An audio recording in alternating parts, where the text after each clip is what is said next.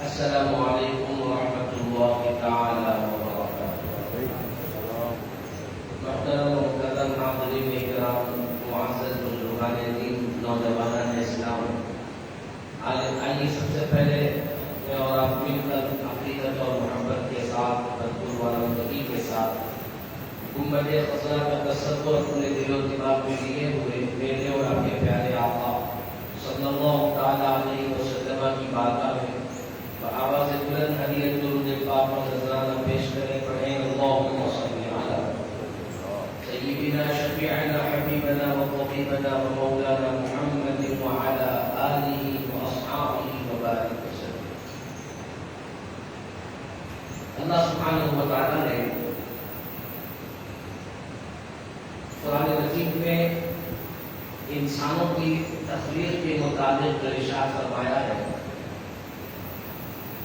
کہ بے شک اللہ سبحانہ و تعالیٰ کا مخلوق انسانی پر اس کا عظیم احسان ہوا کہ اللہ سبحانہ و تعالیٰ نے دیگر مخلوقات سے ہٹ کر یا ممتاز بنا کر کے انسان کو پیدا فرمایا۔ جو خصلتیں دیگر مخلوقات میں ہیں، جانوروں میں، پرند چرند میں، کیڑے مکوڑوں میں، اللہ سبحانہ و تعالیٰ نے انسانوں کو ان خصلتوں سے پاک کر کے پیدا فرمایا۔ یہ اللہ کا کرم ہے۔ اور اللہ سبحانہ و تعالیٰ نے انسانوں کو چن لیا عظمت کے لیے، اشرف بننے کے لیے، عزت اور احترام کا مقام اللہ پاک نے انسانوں کو عطا فرمایا۔ اب اگر انسان اپنی حیثیت کو اور اپنی پہچان کو سمجھے اور اللہ سبحانہ و تعالیٰ نے جو اعزاز اسے عطا فرمایا ہے اس اعزاز کو بندہ انسان اگر غور فکر کر کے سمجھنے کی کوشش کرے گا تو پوری زندگی میں کوئی انسان کبھی غیر انسانی عمل نہیں کرے گا۔ ایک ہوتا ہے انسانی عمل ایسے کام جو بحیثیت انسان ہونے کی وجہ سے ہم کرتے ہیں، اور ایک ہوتا ہے غیر انسانی عمل، یعنی ایسے کام جو جانور کرتے ہیں، دوسری مخلوقات کرتی ہے، انسان نہیں کر سکتا۔ تو علم نہ ہونے کی وجہ سے، خیال نہ ہونے کی وجہ سے، شرم و حیا نہ ہونے کی وجہ سے بعض مرتبہ بعض انسان ایسی حرکتیں کر جاتے ہیں جو انسانیت کے خلاف ہے، انسان کی شان کے خلاف ہے، اس کی بناوٹ کے خلاف ہے، اس کو جو اعزاز اللہ پاک نے عطا فرمایا وہ عزت کے خلاف ہے۔ قرآن پاک میں اللہ نے ارشاد فرمایا لقد خلقنا الانسان، اللہ نے انسان کو پیدا کیا فی احسن تقویم، بہترین سانچے میں ڈھال کر، بہت اچھے انداز سے۔ انسان کو صرف ایسے پیدا نہیں کر دیا گیا، اس کا خمیر تیار کیا گیا، بلکہ بعض لوگوں نے یہاں تک اپنی کتابوں میں لکھا کہ اللہ پاک نے ہر انسان کے چہرے کو اپنے دستے مبارک سے بنایا، ورنہ پیدا کرنے کے لیے، بنانے کے لیے اللہ سبحانہ و تعالیٰ صرف حکم فرما دے، صرف کہہ دے، جیسے قرآن پاک میں اللہ نے ارشاد فرمایا کہ اللہ تو وہ ہے کہ اس کی شان اور اس کی عظمت کا عالم یہ ہے کہ وہ جب یہ کہتا ہے ہو جا تو چیز ہو جاتی ہے. اللہ کو الگ سے بنانے کی ضرورت نہیں ہے، وہ ایسا قادر ہے. کن فیکون، بس اللہ کہتا ہے ہو جا تو وہ چیز ہو جاتی ہے. تو جب اللہ ایسا قادر مطلق ہے تو اللہ تعالیٰ چاہتا تو انسان کے لیے حکم دیتا کہ انسان بن جا، انسان بن جاتا.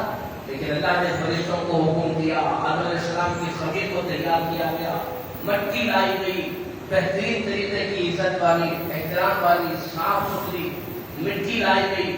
حضرت آدم علیہ السلام کا کتا تیار کیا گیا، اس کے اندر روح کو ڈالا گیا.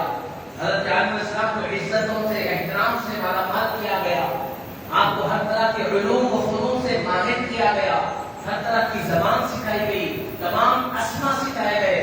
تمام اسما سے مراد علماء نے لکھا کہ حضرت آدم علیہ السلام کو اللہ پاک نے دنیا بننے سے لے کر قیامت تک جتنی چیزیں بننے والی ہے ان تمام چیزوں کے نام سکھا دی. جیسا کہ ہم بڑے ہو کر سوچ سمجھ کر پڑھتے ہیں، یہ مائک ہے، یہ چھت ہے، یہ لائٹ ہے، یہ فین ہے، یہ موبائل ہے، یہ فلاں ہے، یہ ٹیبل ہے، یہ کرسی ہے. اس طرح کی جتنی چیزیں ہیں اللہ پاک نے حضرت آدم علیہ السلام کو تمام چیزوں کے نام سکھائے. اور اللہ تعالیٰ نے علم و عرفانیت کا ایسا چشمہ بنایا حضرت آدم علیہ السلام کو کہ جب آپ وجود میں آئے، جب آپ کے اندر روح ڈالی گئی، آدم علیہ السلام نے جب اللہ کا ذکر، اس کی تعریف، اس کی توصیف، اس کی حمد و ثنا بیان کرنا شروع کیا، اللہ اکبر، فرشتے ڈر رہ گئے، فرشتے حیران رہ گئے کہ ایسے بھی اللہ کی تعریف کی جا سکتی ہے. جب اللہ نے حضرت آدم علیہ السلام کی شان و شوکت کو دکھایا فرشتوں کو، فرشتے دب رہ گئے. تب اللہ نے حکم دیا تمام فرشتوں کے، وہی قلنا للملائکۃ اسجدوا لآدم، کہ آدم کو سجدہ کرو. دیکھو کیسا عزت والا میں نے بنایا، کیسی شان والا میں نے بنایا، کیسا علم عطا فرمایا، کیسا میں نے اس کا پتا تیار کیا، اس کے اندر روح ڈالی، کیسی شان و شوکت سے میں نے اپنے بندے کو مالا مال کیا. لہذا فرشتوں تم نے اس کی شان دیکھی، اس کا مقام دیکھا، میرا اس پر کرم نوازی کو تم نے دیکھا، لہذا اس کے سامنے سجدہ کرو. چونکہ شیطان بھی فرشتوں کے ساتھ ہی تھا، سارے فرشتے سجدے میں چلے گئے، الا ابلیس، شیطان نہیں گیا، کیونکہ اس کو چڑ تھی، جلن تھی، حسد تھا کہ میں ممتاز تھا، میں آگ سے بنا ہوا تھا، اللہ نے مجھے عزت عطا فرمائی، فرشتوں کا استاد بنایا، میں جب چاہے جنت میں جا سکتا، جب چاہے جنت سے باہر آ سکتا، کسی بھی کونے میں جا آ سکتا، جھولے میں بیٹھ کر فرشتوں کو تعلیم دینے والا میں، مجھے ہر طرح کے علم سے مالا مال کیا گیا، فرشتوں کو میں پڑھانے والا، لہذا مجھ سے بھی زیادہ عزت والا ایک بن گیا. یہ جلن حسد شیطان کے اندر تھی، اس نے سجدہ نہیں کیا، اللہ کی نافرمانی کیا. مختصر یہ کہ اللہ پاک نے حضرت آدم علیہ السلام کو ایسی شان عطا فرمائی. تمام مخلوقات اللہ نے بنائے، لیکن تمام مخلوقات میں سب سے افضل، سب سے اعلیٰ، سب سے اشرف اللہ نے انسان کو بنایا.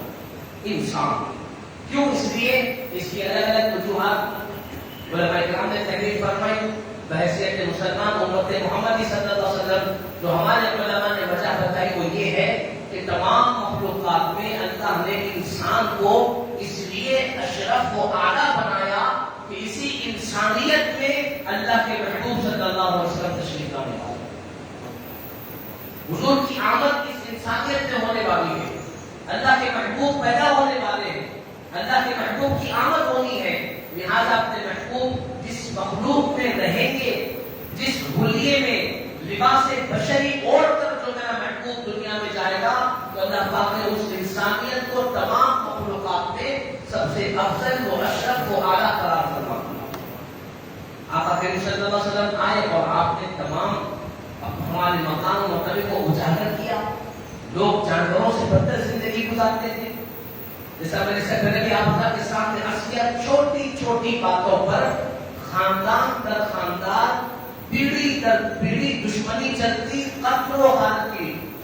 چھوٹی چھوٹی باتوں پر، جانوروں کے آ جانے پر کہ تمہارا جانور ہمارے کھیت میں کیسے آیا، تمہارا جانور ہمارے کنویں کا پانی کیسا پیا، لڑائی جھگڑا قتل غارت کی. اب وہ بیٹے کو مار رہا ہے، باپ کو مار رہا ہے، دادا کو مار رہا ہے، اس کا پوتا اس کو مار رہا ہے. اس طریقے سے پیڑھی در پیڑھی دشمنی چلتی ہے. آقا کریم صلی اللہ علیہ وسلم آئے تو جہاں پر جہالت ظلم و تشدد کا دورہ تھا، جیسا میں اس سے پہلے بھی عرض کیا کہ جہالت و ظلم کی انتہا کی مثال اگر دی جائے تو وہ یہ کہ بچیوں کو زندہ دفن کر دیا جاتا تھا. زندہ گڑھا کھود کر اس میں ڈال دیا جاتا، بچی روتی چیختی چلاتی اوپر سے لڑکی کا اندازہ لگایا. یعنی جہالت کس عروج پر تھی، ظلم و ستم، یہ انسانیت کا تو کام نہیں ہے. یعنی انسانیت بھول چکے تھے، کسی کے اندر انسانیت باقی نہیں تھی. تو ایسے دور میں رہبر انسانیت، رہنمائے انسانیت آقا کریم صلی اللہ علیہ وسلم اللہ کے حبیب دنیا میں تشریف لائے، ان کو سمجھایا، ان کو بتایا، ان کی ایک ایک چیز کو ان سے دور کیا، ان کے سامنے اخلاق سے پیش آئے، ان کو سکھایا کہ اس طریقے سے زندگی گزاری جاتی ہے. بیٹیوں کو زندہ دفن کرنے والوں کے سامنے اپنی شہزادیوں کو اپنے کندھوں پر بٹھا کر کے مکے کی گلیوں میں ڈھونڈ دیا تھا. جو لوگ بیٹیوں کو منحوس سمجھتے تھے، بے عزتی سمجھتے تھے، نقصان کا سبب سمجھتے تھے، ویسے دور میں ان لوگوں کے سامنے بیٹیوں کو کندھوں پر بٹھا کر کے آقا کریم نے فرمایا کہ میری بیٹیاں میری جان ہے، میری فاطمہ میرے دل کا ٹکڑا. آقا کریم نے یہ اعلان فرمایا. حضرت زینب بھی تھی، ام کلثوم بھی تھی، حضرت رقیہ بھی تھی، دیگر صاحبزادیاں بھی تھی، تمام بیٹیوں کو آقا کریم چاہتے. ان لوگوں کے سامنے آقا کریم محبت کا مظاہرہ کرتے. بیٹیوں کو، لوگوں کو علم ہونا شروع ہوا، یہ بیٹیاں کوئی معمولی نہیں ہے، ان سے بھی محبت کی جاتی ہے، لہٰذا ان کو عزت دی جانے لگی. تو اے تمام خواتین میری ماؤں بہنوں، تم پر اگر کسی کا احسان ہے تو اللہ کے حبیب تمہارے آقا صلی اللہ علیہ وسلم کا احسان. اگر وہ نہ ہوتے تم کو زندہ دفن کر دیا جاتا، تمہارا کوئی مقام نہ ہوتا. تو میں آپ کے سامنے عرض کر رہا تھا کہ انسان علم نہ ہونے کی وجہ سے، جہالت کی وجہ سے، شیطان کے بہکاوے کی وجہ سے بعض مرتبہ ایسے کام کر جاتا ہے جو انسانیت کے خلاف، اخلاق و کردار کی الگ بات ہے، انسانیت کے خلاف کام ہو جاتے ہیں. تو لہٰذا انسان کو چاہیے کہ وہ اپنے مقام کو پہلے پہچانے کہ میں کون ہوں. مجھے اللہ نے اشرف افضل اعلیٰ بنایا تو میرا کوئی کام گھٹیا گرا ہوا گندا نہیں ہو سکتا. جب میں اونچا ہوں میرا کام بھی اونچا ہوگا، جب میں اشرف ہوں میرا کام بھی پاکیزہ ہوگا. جب مجھے اعلیٰ بنایا گیا تو میں بھی اعلیٰ اخلاق کا بہتر بن کے دکھاؤں گا. یہ انسان کی سوچ ہونی چاہیے. اب اگر انسان خود کو نہ پہچانے، خود کی شان نہ سمجھے تو پھر اس کو کوئی خیال نہیں آتا کہ اس کو کیا کر رہا ہے، وہ کس طرح اپنے اعمال کے ذریعے سے اپنی خود کی شان کو گھٹا رہا. میرے بزرگوں نوجوانوں، ضرورت اس بات کی ہے کہ شریعت مطالعہ کے جو علوم ہیں، ضروریات دین جس کو کہا جاتا ہے، کم از کم ہر مسلمان کو ضروریات دین سیکھنا فرض عین ہے. فرض عین یہ جو بچپنے سے ہم حدیث پڑھتے ہیں، العلم فریضۃ علی کل مسلم، کہ علم کا حاصل کرنا ہر مسلمان مرد و عورت پر فرض ہے. کبھی آپ نے غور کیا کہ اس کا مطلب کیا ہے کہ بھائی علم کا حاصل کرنا فرض ہے، فرض ہے، فرض ہے. اب فرض اگر ہے، اس سے مراد دنیاوی علوم تو ہو نہیں سکتا، کیونکہ اگر دنیاوی علوم سیکھنا فرض ہو جائے تو پھر اس پر اجر و ثواب بھی آئے گا. کہ اگر کوئی ڈاکٹر بنے گا تو اس کو اتنا اجر ملے گا، کوئی انجینئر بنے گا تو اس کو اتنا اجر ملے گا، کوئی سائنٹسٹ بنے گا تو اس کو اتنا ثواب دیا جائے گا، کوئی پروفیسر بنے گا تو اس کو اتنا اجر و ثواب ملے گا. اس میں تو کوئی روایت نہیں، کوئی حدیث ہے، دنیاوی علوم کے تعلق سے نہیں ہے. البتہ دینی علوم کی طرف آقا کریم صلی اللہ علیہ وسلم کی ارشاد ہے، حافظ قرآن بنے گا تو اتنا ثواب اجر ہوگا، عالم بنے گا تو اس کی ایسی شان ہوگی، عابد بنے گا تو ایسا ثواب ملے گا، مبلغ بنے گا تو اس کو اجر دیا جائے گا. جو دین پھیلائے گا، دین سکھائے گا، قرآن سکھائے گا، حدیث پڑھائے گا، سنتیں سکھائے گا، اس کے لیے یہ انعام ہے. یہ ساری روایتیں موجود ہیں. تو اس سے ایک بات تو واضح ہو گئی کہ وہ علم سیکھنا فرض ہے ہر مسلمان مرد اور عورت پر. وہ علم دین ہے، دنیاوی علم ہے. دنیاوی علم دنیا کے لیے سیکھا جاتا ہے، وہ بھی ضروری ہے تاکہ بندہ دنیاوی علم سیکھے گا، حلال روزی کمائے گا، نوکری کرے گا، چاکری کرے گا، اپنے بیوی بچوں کو پالے گا، ماں باپ کی خدمت کرے گا اور اپنے لیے گھر بنائے گا، گاڑی خریدے گا، ضرورت سامان کے لیے اس کے پاس آسانی ہوگی. اسی لیے دنیاوی علم بھی سیکھنا ضروری. لیکن دنیاوی علم دنیا کی حد تک یا پھر آسان الفاظ میں سمجھے تو دنیا کی ساری سرٹیفکیٹس، سارے علوم، ساری مہارت صرف ہمارے ساتھ کب تک رہے گی؟ جب تک ہم قبر تک نہیں چلے جاتے. قبر تک ہمارے ساتھ آئے گا. ایسا نہیں کہ صرف جسم میں طاقت ہے، کیونکہ بہت سارے ایسے لوگ ہوتے ہیں جو وظیفہ یاب ہوتے ہیں، جو مرنے تک ان کو وظیفہ ہوتا ہے. تو قبر تک ان کی ڈگریاں، ان کا علم، ان کا ساتھ دے گی. لیکن جیسے قبر میں جائیں گے وہاں سے کون سا علم کام آئے گا؟ دینی علم کام آئے گا وہاں پہ ہمیشہ کے لیے. تو اب جو بتایا گیا کہ العلم فریضۃ علی کل مسلم، کہ ہر مسلمان پر علم دین حاصل کرنا فرض ہے. تو کتنا علم حاصل کرنا فرض ہے؟ تو آسان الفاظ میں آپ سمجھیں، ضروریات دین سیکھنے کے مطابق علم حاصل کرنا فرض ہے. اب ضروریات دین کیا ہے؟ تو فرمایا گیا کہ ضروریات دین سے مراد یہ ہے کہ حلال کیا ہے معلوم کرنا فرض ہے، حرام کیا ہے معلوم کرنا فرض ہے. حلال اور حرام کی تمیز، یعنی کوئی کام آپ کریں گے تو کون سی چیز حلال ہے، کون سی چیز حرام ہے، اس کا علم آپ کو ہونا فرض ہے. اسی طریقے سے فرائض ہے، کیا چیزیں فرض ہے، نماز، روزہ، زکات، حج، یہ تمام چیزیں فرض ہے. تو ان کا علم آپ کو ہونا فرض ہے. اب اس کے اندر جو مسائل، جو طریقے ہیں، جیسے نماز کا طریقہ، روزے کا طریقہ، حج کا طریقہ، دیگر اعمال کا طریقہ، تو ہمارے لیے فرض ہے کہ ہم وہ دیگر اعمال کے فرائض اور ان کے طریقوں کو سیکھیں. یہ بھی ہم پر فرض ہے. اسی طریقے سے زندگی گزارنے کی ضروریات، مسائل ہیں، حلال اور حرام کی چیز، جیسے کہ بعض لوگوں کو علم ہوتا ہے، سیکھتے نہیں، معلوم نہیں ہوتا، اور بیچارے شادی ہو جاتی ہے، شادی کے بعد غصے کی حالت میں اپنی بیوی کو طلاق بولتے. کچھ دن پہلے کی بات ہے کہ صحابہ آ کر رونے لگے، بولے کہ ان کو بچا لو. آپ کیا ہوا؟ وہ شادی ہو کے 10 سال ہو گیا، 12 سال ہو گیا، 3 بچے ہیں بڑے میرے. میں باہر دوستوں سے بحث و مباحثہ کر کے بڑے جھگڑا کر کے گھر میں آیا، خوب غصے میں تھا. گھر میں آتی بیوی کا غصہ، ان کا تانے، ان کے سوالات، وہ بار بار کرنے لگے. وہ غصہ آ گیا اور غصے میں طلاق ہو گئی. اب ان کی کم علمی بولے آپ، یا پھر پتہ نہیں غلطی کے بعد اس کو چھپانے کی کوشش، وہ بولے کہ میرا ہرگز بھی ارادہ نہیں تھا بولنے کا، میں بول دیا. میں اپنی بیوی سے محبت کرتا ہوں، بچوں سے محبت کرتا ہوں، نہیں چھوڑ سکتا ہوں، لیکن میں بول دیا. میں غصے میں تھا، میں ٹینشن میں تھا، بول دیا.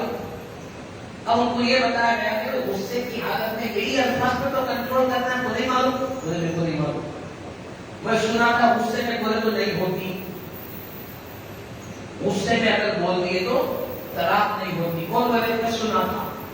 ایک مسلمان بول رہا ہے شادی شدہ زندگی کا ایک ایسا اہم ترین مسئلہ جو ہر شادی شدہ مرد اور عورت کو معلوم ہونا لازم ہے، ضروری ہے، کمپلسری ہے.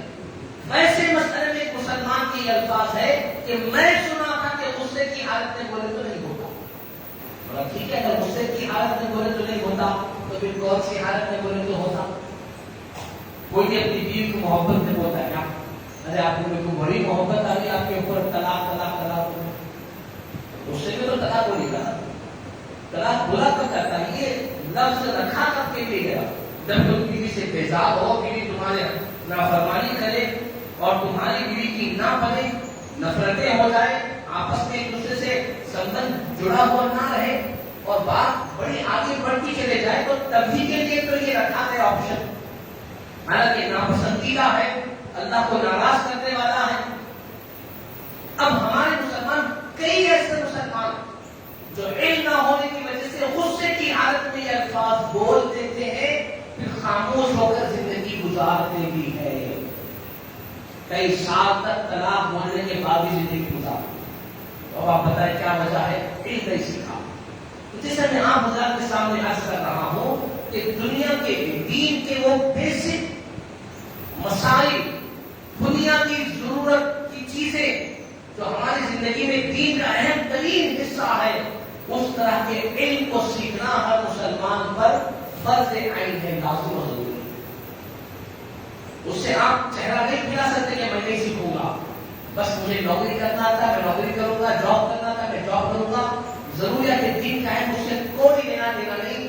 آپ پڑھے لکھے ہو تب بھی آپ کو سیکھنا ہے، آپ نے کبھی کچھ نہیں پڑھا تب بھی آپ کو سیکھنا، ہر حال میں سیکھنا ضروریات ہے۔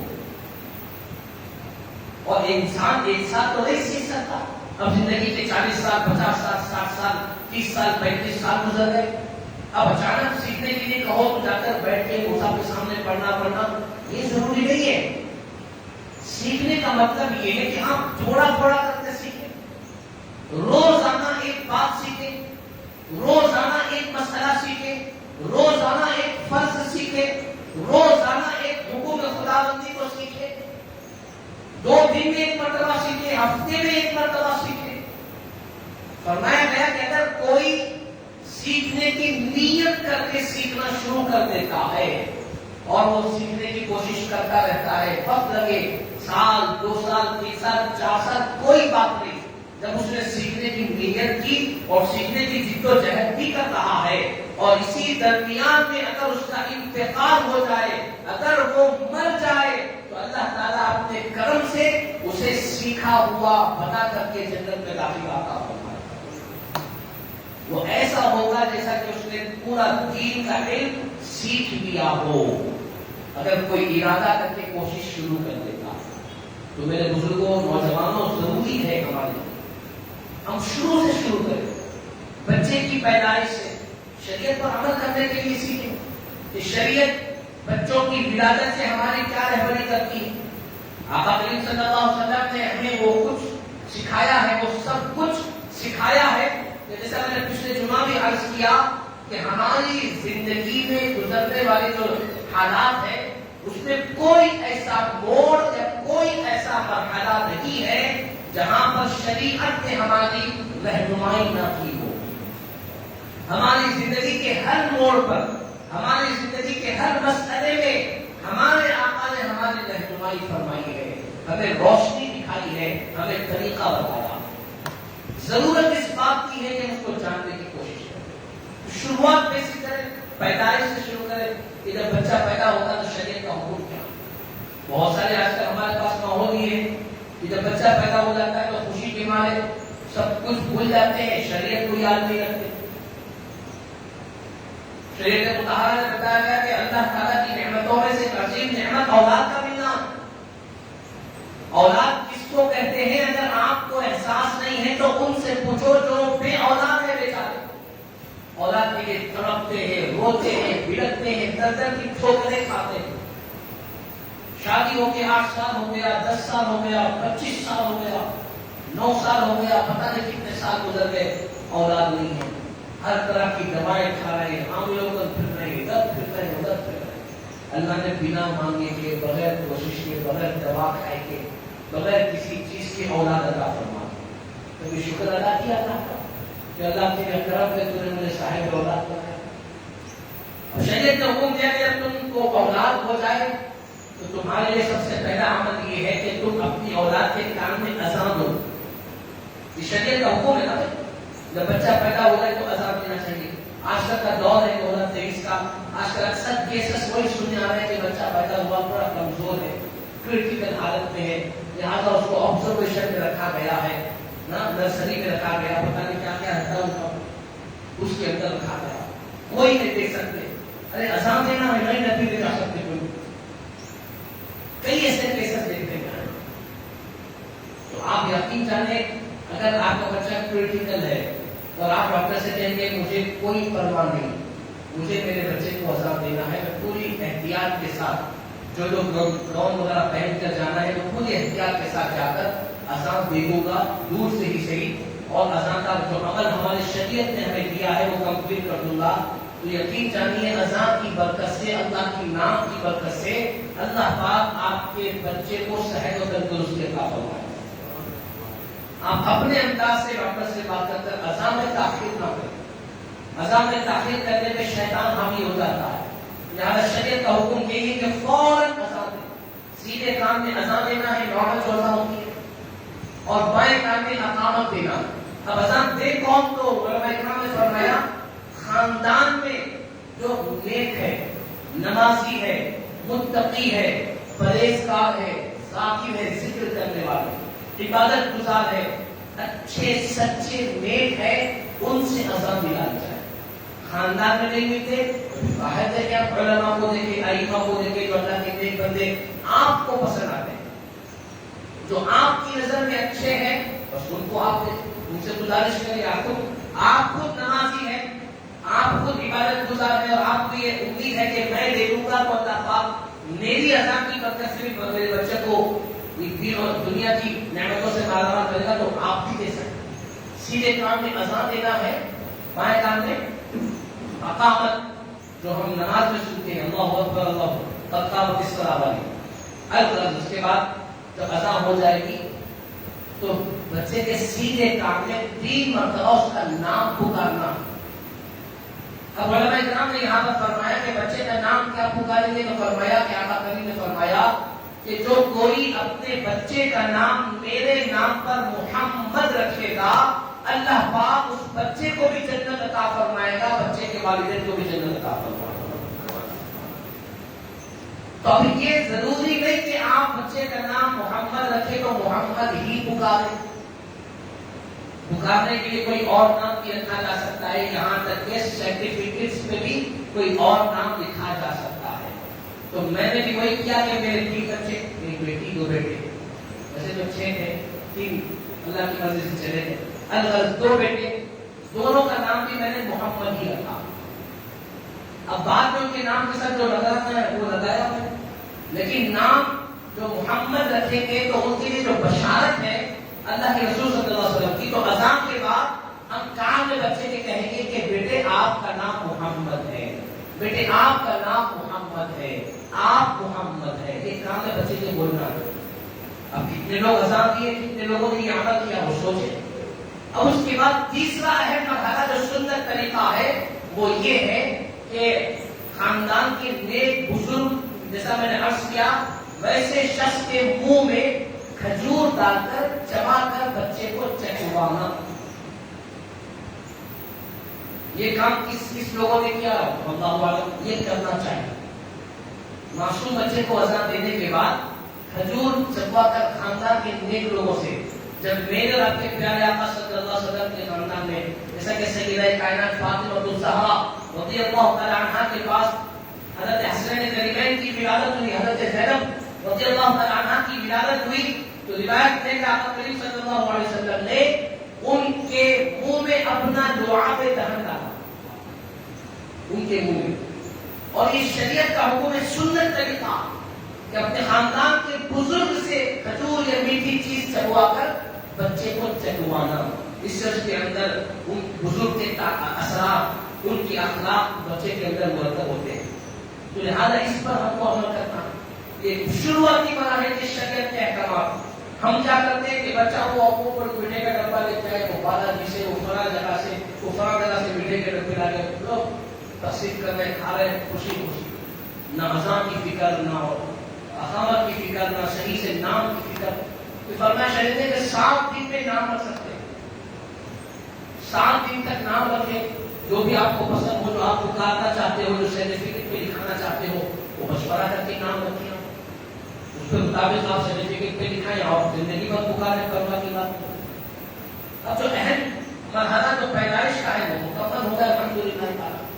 تو میرے بزرگوں نوجوانوں، اس طرح کی بہت ساری ایسی باتیں ہیں، انشاءاللہ مزید میں آئندہ جمعہ یہیں سے کنٹینیو کروں گا انشاءاللہ۔ آئندہ جمعہ انشاءاللہ ٹھیک 35/12 کو 40 کے درمیان انشاءاللہ یہیں سے کنٹینیو کروں گا کہ بچوں کی تربیت اور پھر بچوں کی آگے کے مرحلے شریعت نے کس طرح سے بیان کر دیے ہیں۔ لہٰذا آپ سے گزارش ہے کہ آپ کو وقت کی پابندی کریں۔ ہوتا یہ ہے کہ بہت ساری اہم باتیں ذہن میں ہوتی ہے، سوچ کے آتے ہیں، لیکن لوگوں کے تاخیر سے آنے کا جو معاملہ ہوتا ہے، آخری مرحلے میں لوگ زیادہ ہوتے ہیں، اور جس کی وجہ سے بعض مرتبہ نماز کا بھی وقت آگے بڑھ جاتا ہے۔ بہت سارے اسٹوڈنٹس ہوتے ہیں، آفس جانے والے لوگ ہوتے ہیں، جو اپنی نوکری کو چھوڑ کر، پڑھائی کو چھوڑ کر نماز پڑھنے کے لیے آتے ہیں۔ اگر یہاں پر نماز کا وقت آگے بڑھ جائے تو ان لوگوں کو بیچاروں کو دقت ہو جاتی ہے۔ تو لہٰذا اگر آنے جلد سے جلد تیار ہو کر 12:30 تک مسجد میں آ جائیں گے تو ہمارا بھی ذہن کام کرے گا کہ آپ لوگوں کو کیا بولنا مقصود ہے، کیا کیا پوائنٹس ہمارے ہیں. ہم کو بھی ہفتہ بھر تیاری کرنی پڑتی ہے، یہ پورا بولنے کے لیے ایک ہفتہ پوری تیاری کرنی پڑتی ہے. اب لوگ جب تاخیر سے آتے ہیں تو بعض مرتبہ مائنڈ ڈائیورٹ ہو جاتا ہے، پوائنٹس چھوٹ جاتے ہیں، بولنا کچھ ہوتا ہے، بول کچھ دیتے ہیں، کوئی اور نئی بات یاد آ جاتی ہے. تو لہٰذا اگر پورے لوگ ایک ساتھ ایک ہی وقت میں تشریف لائیں گے تو بولنے میں بھی آسانی ہوگی، سننے میں بھی سہولت ہوگی، صحیح پیغام آپ تک پہنچے گا. یہ جمعہ کے دن خطاب کا مقصد یہ ہے کہ وہ عوام جو مسلمان جو علم دین نہ سیکھ سکے، کاروبار میں، نوکریوں میں، محنت و مشقت میں لگے ہوئے ہیں، ان کے پاس جمعہ کے دن آدھا گھنٹہ صحیح دین کا صحیح پیغام، اسلام کا صحیح پیغام، شریعت مطالعہ کے صحیح احکامات ان تک پہنچائے جائیں. اسی مقصد کے لیے یہ جمعہ کے دن تقاریر وغیرہ کا معاملہ ہوتا ہے. تو لہٰذا آپ سے گزارش ہے کہ آپ لوگ وقت کی پابندی کریں. انشاءاللہ میں بھی وقت کی پابندی کروں گا. ٹھیک 1:10 پر بیان ختم ہو جائے گا. پروردگار عالم سے دعا ہے کہ اللہ تعالیٰ ہمیں ان باتوں پر عمل کی توفیق عطا فرمائے. پروردگار عالم میں شریعت کے احکامات کو سیکھنے کی توفیق عطا فرمائے، اس پر عمل کی توفیق عطا فرمائے، علم سیکھنے اور دوسروں تک پہنچانے کی توفیق عطا فرمائے. ہم گناہگاروں کی دعا کو حضور پاک صلی اللہ علیہ وسلم کے صدقے سے قبول فرما. آمین برحمتک یا ارحم الراحمین. جو حضرات سنت میں نہ پڑے ہوں گزارش ہے کھڑے ہو کر پہلے سفید درست فرمائیں، آگے بڑھ جائیں، اس کے بعد سنت ادا کریں.